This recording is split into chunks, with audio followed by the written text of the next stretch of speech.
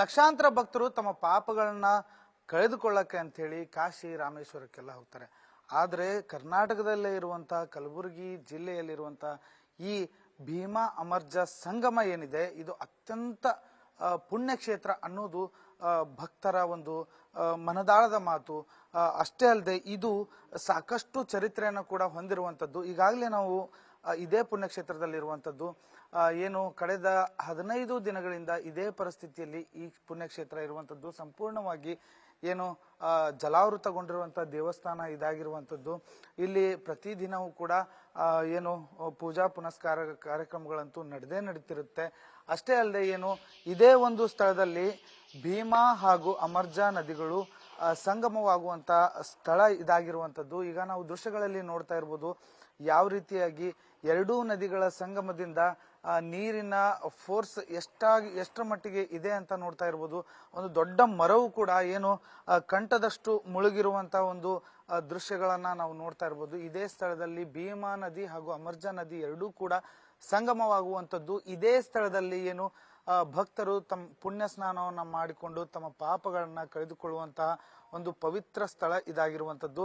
ಇಂಥ ಒಂದು ಕ್ಷೇತ್ರದಲ್ಲಿ ಇಲ್ಲಿ ಪುಣ್ಯ ಸ್ನಾನ ಮಾಡಿಕೊಂಡು ಬಂದು ಇಲ್ಲಿ ಒಂದು ದರ್ಶನವನ್ನ ಮಾಡಿಕೊಂಡು ಹಲವಾರು ರೀತಿಯ ಪೂಜಾ ಕಾರ್ಯಗಳನ್ನ ಕೂಡ ಇಲ್ಲಿ ಮಾಡುವಂತ ಒಂದು ಸ್ಥಳ ಇದಾಗಿರುವಂಥದ್ದು. ಅಷ್ಟೇ ಅಲ್ಲದೆ ನೂರಾರು ಅಂಗಡಿ ಮುಂಗಟ್ಟುಗಳು ಕೂಡ ಈ ಒಂದು ನದಿಯ ರಭಸದಿಂದ ಜಲಾವೃತಗೊಂಡ ದೇವಸ್ಥಾನದ ಹಿನ್ನೆಲೆ ಅಂಗಡಿ ಮುಂಗಟ್ಟುಗಳು ಕೂಡ ಈಗಾಗಲೇ ಬಾಗಿಲು ಹಾಕಿರುವಂಥದ್ದು. ಅಷ್ಟೇ ಅಲ್ಲದೆ ಏನು ನೂರಾರು ಕುಟುಂಬಗಳು ಕೂಡ ಈ ಒಂದು ಜಲಾವೃತಗೊಂಡ ಪರಿಸ್ಥಿತಿಯಿಂದ ಸಾಕಷ್ಟು ಸಂಕಷ್ಟಕ್ಕೆ ಈಡಾಗಿರುವಂಥದ್ದು. ಈಗ ನಮ್ಮ ಜೊತೆಲಿ ಏನು ಅಂಗಡಿದಾರರು ಕೂಡ ಇದ್ದಾರೆ. ಅವ್ರ ಜೊತೆ ಮಾತಾಡ್ಸುವಂತ ಪ್ರಯತ್ನವನ್ನು ಮಾಡೋಣ. ಅದರ ಎಷ್ಟು ದಿನ ಆತ್ರಿ ಅಂಗಡಿ ಎಲ್ಲ ಬಂದಾಗಿ ನೀರೆಲ್ಲ ಬಂದು? 21 ದಿನ ಆಯ್ತು ಸರ್. 21 ದಿನ ಆತ್ರಿ. 21 ದಿನದಿಂದ ಅಂಗಡಿ ಬಂದ ಐತಿ. ಮತ್ತೆ ಏನು ವ್ಯವಸ್ಥೆ ಇಲ್ಲ, ಬರೋದು ಹೋಗೋದು ಇಷ್ಟು ಮಾಡ್ತೇವೆ. ದೇವಸ್ಥಾನದಿಂದ ನೂರಾರು ಕುಟುಂಬಗಳು ಬದುಕ್ತಾವ, ಜೀವನ ನಡೆಸ್ತಾವ. ಈಗ ಅದೆಲ್ಲ ಬಂದ್ ಆಗ್ಬಿಟ್ಟೈತಿ, ಭಕ್ತರ ಆಗಮನ ಕಡಿಮೆ ಆಗ್ಬಿಟ್ಟೈತಿ. ಅಂಗಡಿ ಎಲ್ಲ ಬಂದ್ ಮಾಡಿರಿ, ಹೆಂಗ ಅಂತ? ಅದೇ ಜೀವನ, ಅದೇ ಇದ್ರ ಮೇಲೆ ಜೀವನ ನಡೆಯೋದು. ಮತ್ತೆ ಚಂದನಾಗ ಇದೆ, ಎಲ್ಲ ನದಿ ಎಲ್ಲ ಬಂದು ಇದಾಗ್ಬಿಟ್ಟದ. ಅದ್ರ ಸಲುವಾಗಿ ಇದು ಮಾಡಿದ್ರೆ ಬಹಳ ಸಮಸ್ಯೆ ಒಳಗದಿರಿ. ಹಂಗ ಮರ್ಯಾದ ಏನು ಮಾಡ್ಬೇಕಾಗ್ತದ್ರಿ ಅಂಗಡಿಗಳಿಗಿರಿ ಎಲ್ಲರಿಗೆ. ಇನ್ನು ಈ ಕ್ಷೇತ್ರದ ಬಗ್ಗೆ, ಈ ಒಂದು ಭೀಮಾ ಮತ್ತು ಅಮರ್ಜಾ ನದಿಗಳ ಸಂಗಮದ ಒಂದು ಸ್ಥಳದ ಒಂದು ಪಾವಿತ್ರ್ಯತೆ ಬಗ್ಗೆ ನಮ್ಮ ಜೊತೆ ಅರ್ಚಕರಿದ್ದಾರೆ, ಅವ್ರು ಹೇಳ್ತಾರೆ. ಅಜ್ಜರ ಹೇಳ್ರಿ, ಏನು ಈ ಸ್ಥಳದೊಂದು ವಿಶೇಷತೆ?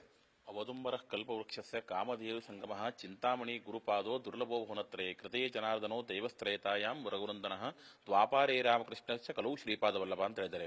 ಪ್ರತಿಯೊಂದು ಯುಗದಲ್ಲಿ ದತ್ತಾತ್ರೇಯರು ವಿಶೇಷ ಅವತಾರವನ್ನು ತಗೊಂಡಿದ್ದಾರೆ. ಈ ಕಲಿಯುಗದಲ್ಲಿ ಶ್ರೀಪಾದವಲ್ಲಭ ಅವತಾರ ವಿಶೇಷ ಅಂತ ಹೇಳಿದ್ದಾರೆ.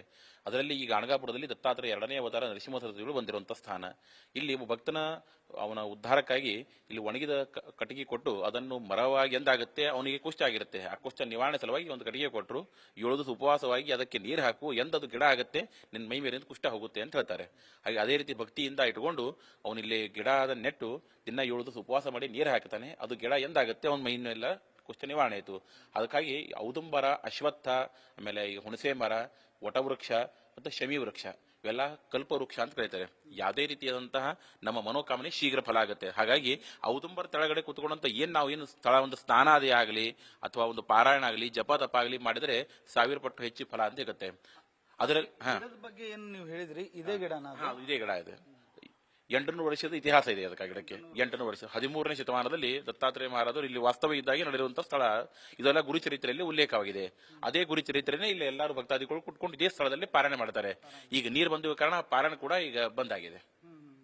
ಈಗ ಭಕ್ತಾದಿಗಳು ತಮ್ಮ ಕಷ್ಟ ಸಲುವಾಗಿ ಬಂದು ಇಲ್ಲಿ ಪಾರಾಯಣ ಓದ್ತಿರು, ನೀರು ಬದಲಿಂದ ಅದನ್ನು ಕೂಡ ಈಗ ಸ್ಥಗಿತ ಆಗಿದೆ. ಇದಿಷ್ಟು ಏನು ಅರ್ಚಕರ ಮಾತಾಗಿರುವಂತದ್ದು. ಬಹಳಷ್ಟು ವಿಶೇಷವಾದಂತ ಇತಿಹಾಸವುಳ್ಳ ಈ ಒಂದು ಸ್ಥಳ ಈಗ ಜಲಾವೃತಗೊಂಡು ಭಕ್ತರಿಲ್ಲದೆ ಬಣಗುಡ್ತಾ ಇದೆ. ಕ್ಯಾಮ್ರಾ ಪರ್ಸನ್ ಶರಣು ಜೊತೆ ವಿನೋದ್ ಚಂಗಿ, ನ್ಯೂಸ್ ಫಸ್ಟ್, ಕಲಬುರಗಿ.